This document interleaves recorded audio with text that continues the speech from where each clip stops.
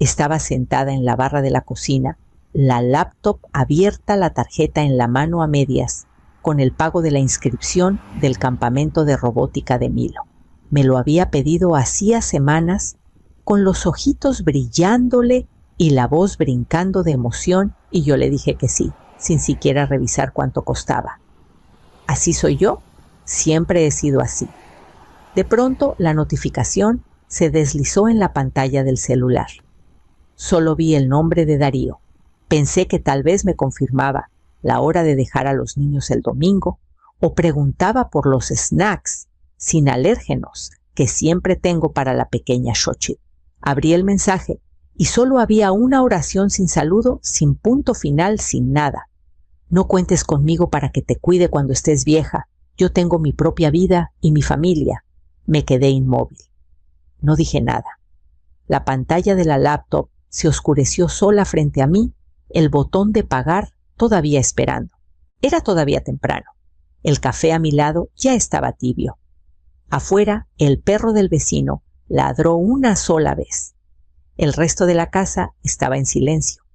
Hace apenas 3 noches habíamos cenado juntos. Yo preparé ese pastel de limón que a Darío siempre le ha encantado. Llegaron con Jessica y los niños nos sentamos alrededor de la mesa como en los viejos tiempos.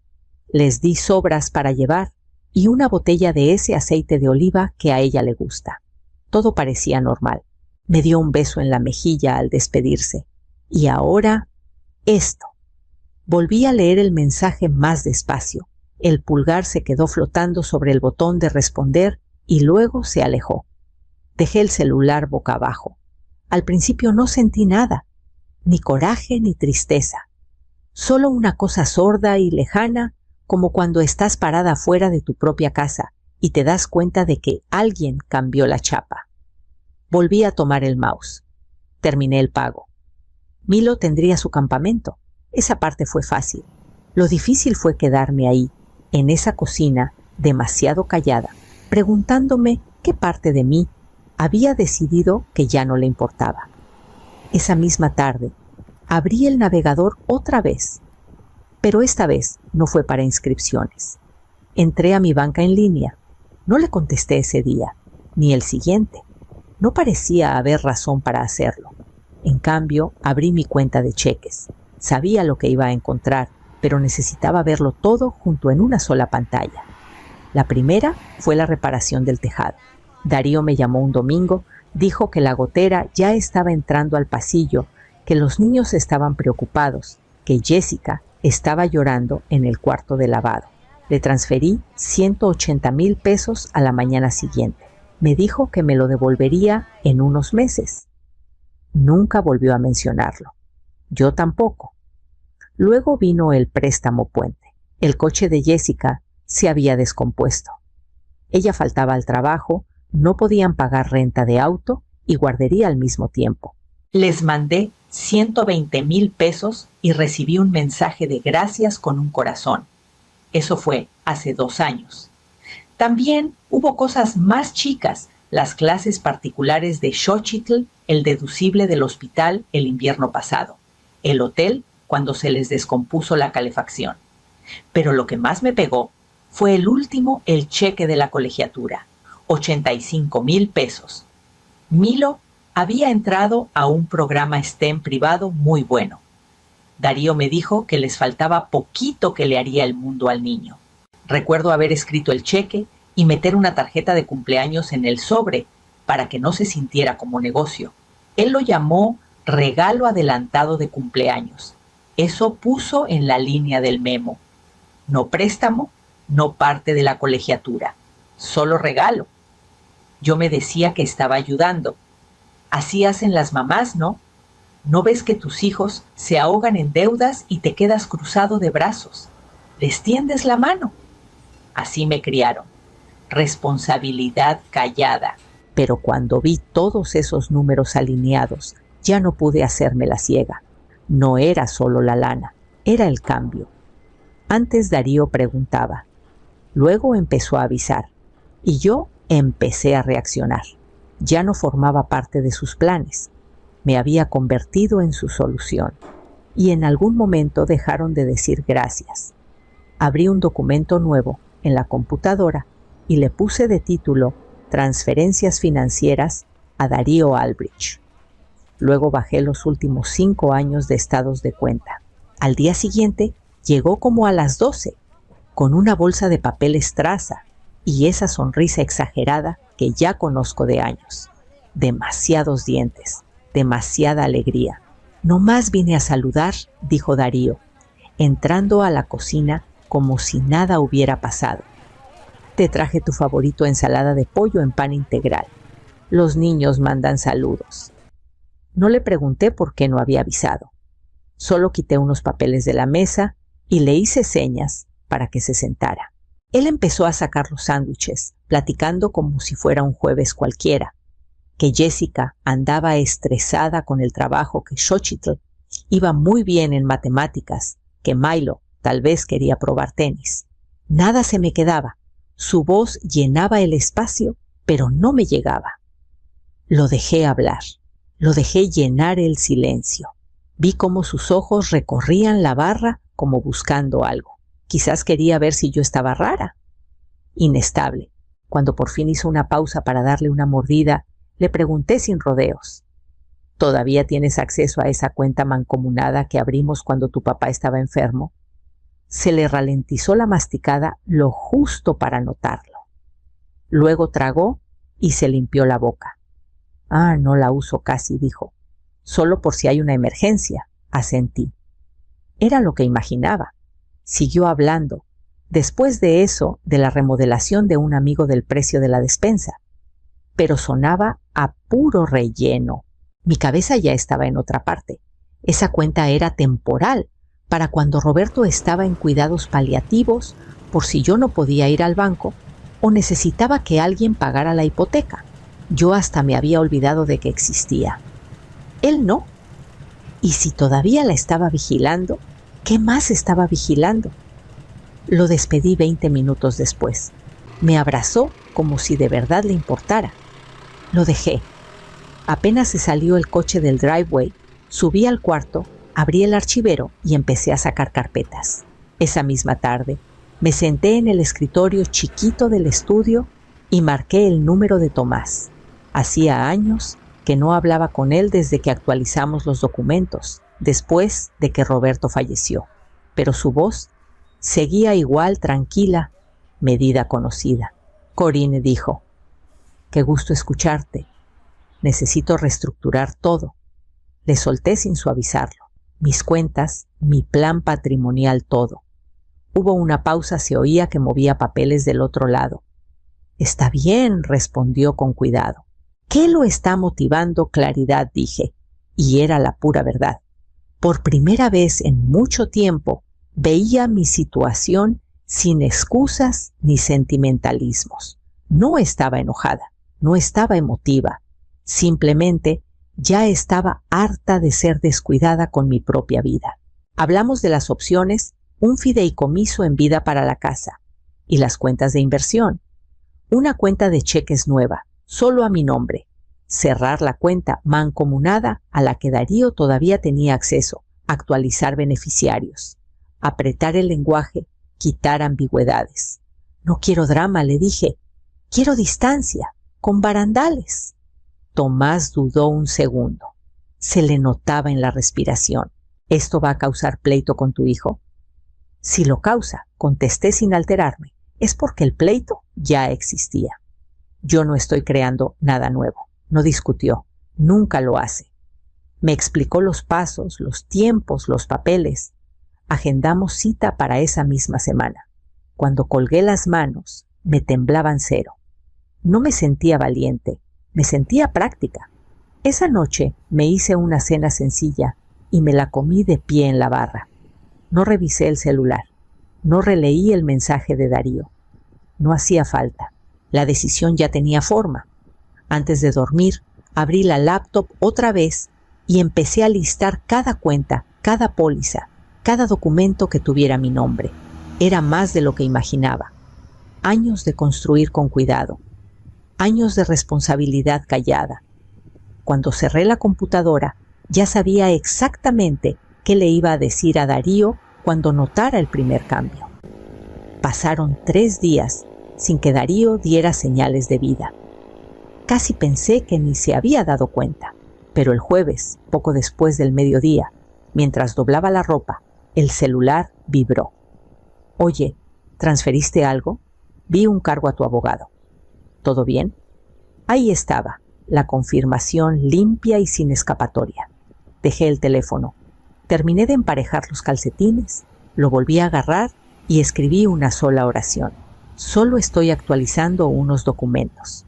Sin carita feliz, sin tranquilidad.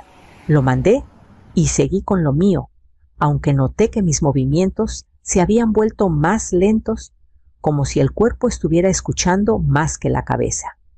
Esa noche me llamó. No de inmediato, 1 hora después de la cena, cuando ya supuse que los niños estaban acostados.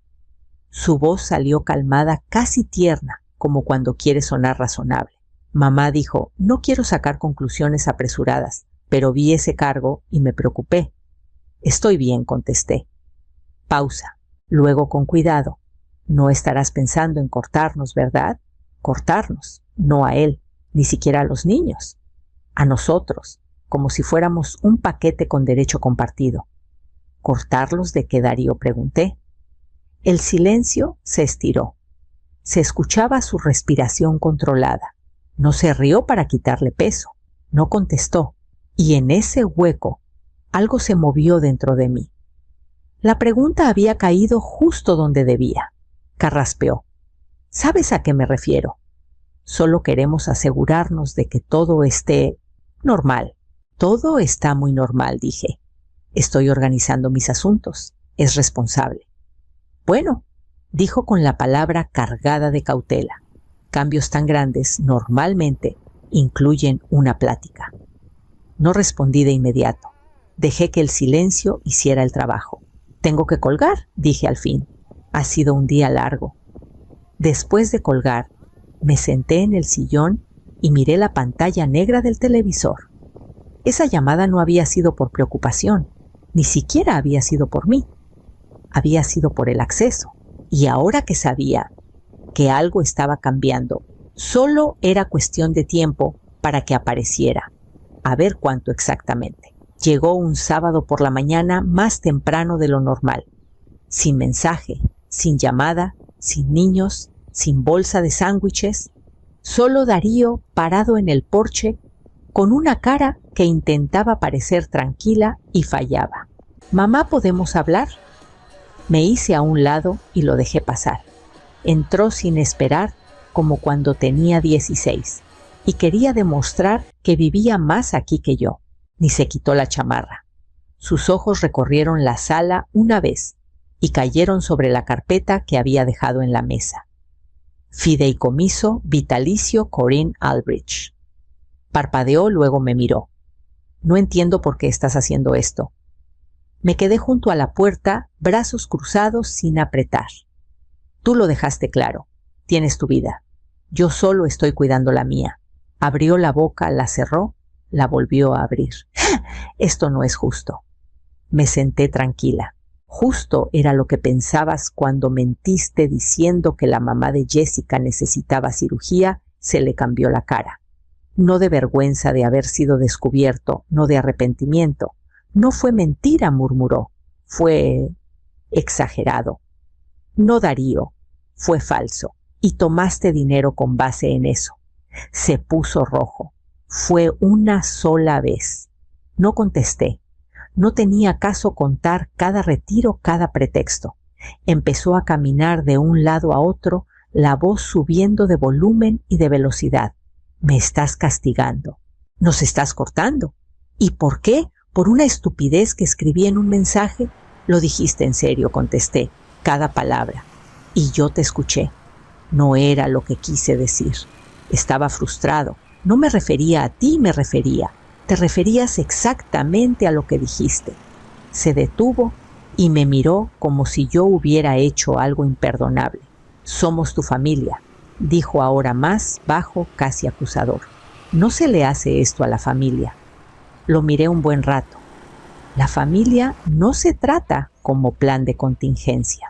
No contestó. Solo se quedó ahí respirando fuerte, mirando la carpeta, como si con la mirada pudiera prenderle fuego. Cuando al fin se fue, no se despidió. El lunes llegó la carta de su abogado. Pasaron 2 días en silencio, ni llamadas ni mensajes. Casi llegué a creer que había decidido dejar las cosas en paz, pero entonces llegó la carta. No venía directamente de Darío, era de un despacho de abogados del Centro Papel Grueso, Lenguaje Cuidadoso. La leí una vez luego más despacio. Una solicitud formal de evaluación cognitiva, frases amables, preocupación clínica, una insinuación envuelta en cortesía que mis decisiones financieras recientes sugerían una capacidad disminuida. Sentí algo que se apretaba en el pecho, no miedo, no pánico, sino una claridad filosa y ofendida. Llamé a Tomás de inmediato. «Están cuestionando mi competencia», le dije. «¿Quieren una evaluación?» Tomás suspiró largo y controlado. «Lo esperaba», respondió. «Vamos a cumplir, pero nosotros elegimos al médico. No voy a negarme», dije. «No tengo nada que esconder. Es la actitud correcta», me contestó. Negarse parece defensivo. Cooperar parece seguridad. Cuando colgamos, me quedé en la mesa de la cocina mirando la carta. Yo había criado a un hijo. Había manejado una casa. Había ahorrado trabajando sola. Pagué la hipoteca. Enterré a mi marido. Sobreviví al duelo sin derrumbarme. Y ahora, porque decidí proteger lo que era mío, querían insinuar que no estaba bien.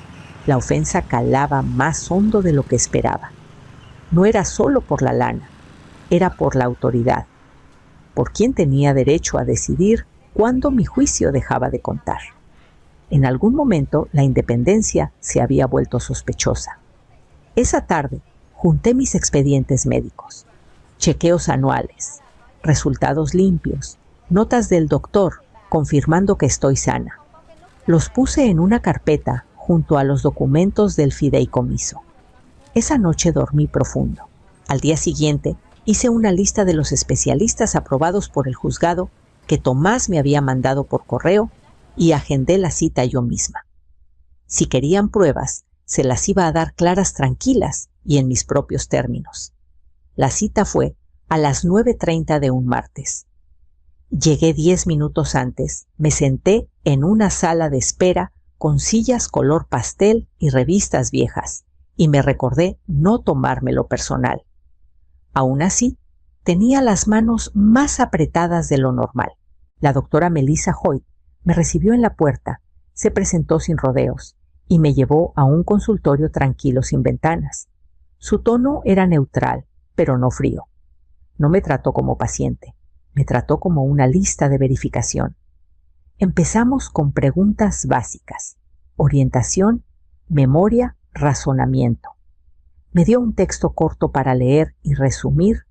Me pidió recordar una lista de palabras 10 minutos después de oírla.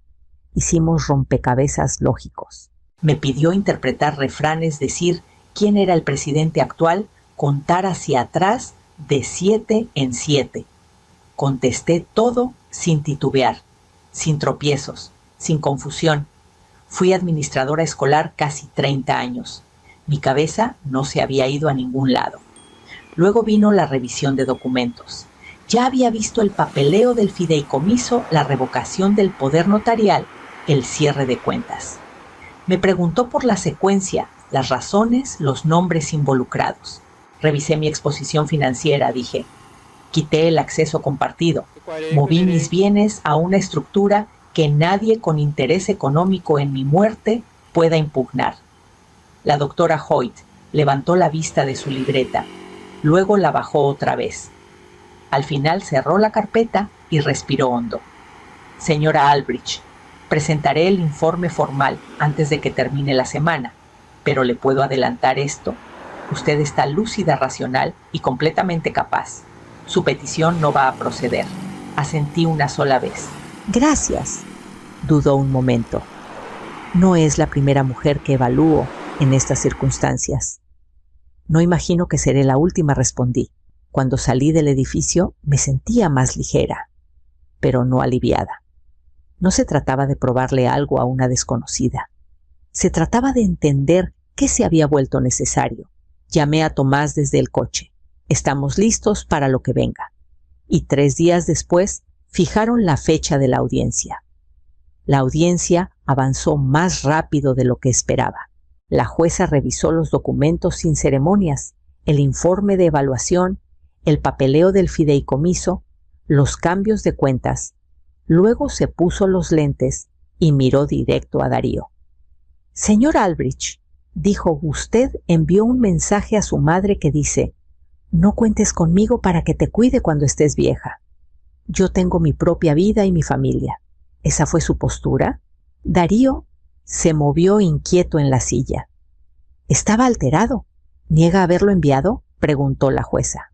No dijo bajito. La sala se quedó quieta. La jueza asintió una vez, como si todo hubiera encajado al fin. «La evaluación médica no muestra ningún deterioro», dijo. «Las decisiones financieras de su madre son consistentes, razonadas y dentro de sus derechos legales. Se niega la petición de incapacidad». Golpeó el mazo y ya estaba pasando al siguiente caso. Así de simple, se acabó. Afuera de la sala, Tomás recogió sus papeles y me dio un apretón breve y tranquilizador en el hombro. Darío estaba a unos pasos con la cara tensa por algo que no era tristeza ni alivio. Cuando pasé junto a él en el pasillo, se acercó lo suficiente para que solo yo lo oyera. «Un día vas a estar sola», dijo. «No me vayas a buscar». Seguí caminando. No volteé. Sus palabras no pegaron como él quería. No dolieron, no me asustaron. Se sintieron conocidas como algo con lo que ya llevaba años viviendo. Cuando llegué a la salida, el aire de afuera se sentía distinto. No más ligero, más claro. Manejé a casa en silencio, la radio apagada, las manos firmes en el volante. Al entrar al driveway, la casa se veía igual que siempre, sólida, callada, mía. Abrí la puerta, entré y dejé las llaves en la mesa, ya sabiendo que la parte más dura no había sido ganar en el juzgado, sino decidir qué seguía después. Pasaron semanas, ni llamadas, ni correos, ni pasos en el porche. Por primera vez en años, mi celular se quedó en silencio los fines de semana. El calendario del refri, que antes estaba lleno de cenas de cumpleaños y conciertos escolares, ahora estaba en blanco, pero no vacío. Estaba limpio. Luego llegó un sobre, sin remitente. Adentro, una sola foto Crispín y Vitania, parados frente a un campo de calabazas para el Día de Muertos, los dos sonriendo como si no supieran que había habido una guerra detrás. Sin nota, sin explicación. No la enmarcé, no la tiré. La guardé en un cajón junto a los documentos del fideicomiso, doblada al lado del testamento, y lo cerré con suavidad. No respondí. No fue por coraje, fue porque nada había cambiado. Las líneas se habían trazado no en caliente ni con furia, sino con tinta fría y necesaria. En vez de contestar, salí a caminar. El aire estaba fresco, las calles crujían con las hojas secas. Mi paso era firme sin prisa. Había paz en no defenderme, en no explicar, en no andar persiguiendo claridad de gente que hacía mucho dejó de verme claro. Todo estaba en su lugar ahora. El fideicomiso terminado, las cuentas nuevas abiertas, los expedientes médicos notariados, mis intenciones guardadas donde ninguna petición podía tocarlas. Resulta que no tienes que azotar una puerta para cerrarla. Puedes girar la llave una sola vez con calma y seguir tu camino. En el silencio que vino después, encontré más que soledad. Encontré espacio, no para sufrir, sino para volver a imaginar. Cuando llegué a casa me hice un té. Abrí la puerta de atrás y dejé entrar la luz. Hubo un momento suave en el que casi tomé el teléfono, pero no lo hice. En cambio, me senté con una pluma y escribí una carta. No a Darío, no a Jessica, ni siquiera a los niños, a mí misma, para la mujer que dio sin contar. que amó sin límites, que al fin eligió la paz por encima de la culpa. Y cuando terminé de escribir, supe exactamente qué iba a hacer después.